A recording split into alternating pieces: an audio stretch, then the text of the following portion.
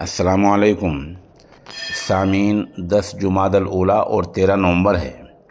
خبر کا عنوان ہے ہندوستان اور افغانستان ایک دوسرے کے بہت زیادہ قریب ہو گئے ہیں۔ خبر اہم ہے، تفصیل سے سنا دیتا ہوں۔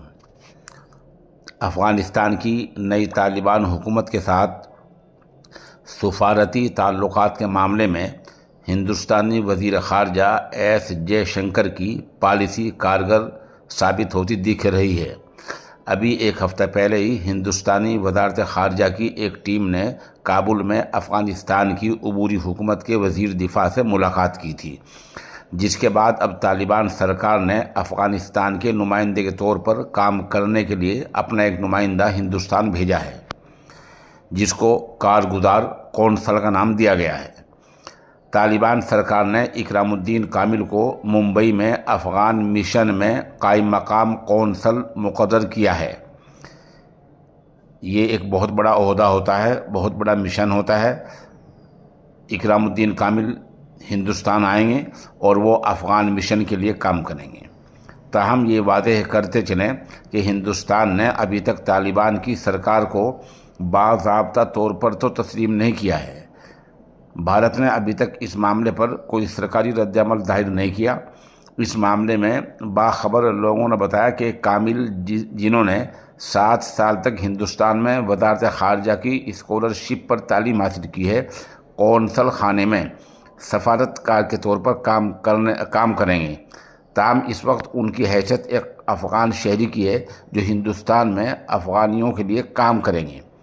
افغان میڈیا نے 2 دن پہلے بھی اطلاع دی تھی کہ اکرام الدین کامل کی طالبان حکومت کی طرف سے ہندوستان میں کسی بھی افغان مشن میں اس طرح کی یہ پہلی تقرری ہے۔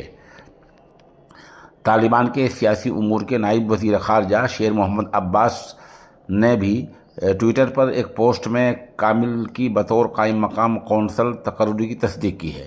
طالبان کی حکومت کے آنے کے بعد ہندوستان نے ان سے کئی بار بیک چینل کے ذریعے بات کی تھی۔ ہندوستان اور طالبان کے درمیان اس سال اب تک 2 بار باضابطہ مذاکرات ہو چکے ہیں۔ ابھی چند دن پہلے ہی ہندوستانی وزارت خارجہ کے افسران نے افغانستان کا دورہ کیا تھا، جس کے بعد اب طالبان سرکار نے اکرام الدین کامل کو اس کی اجازت دے دی ہے اور وہ یہاں آئیں گے اور افغان مشن کے لیے کام کریں گے۔ افغان شہریوں کی مدد کے لیے انہیں بھیجا ہے۔ 2021 میں طالبان کے قبضے کے مد نظر ہندوستان نے کابل میں اپنے سفارتکاروں کو مشن سے واپس بلا لیا تھا۔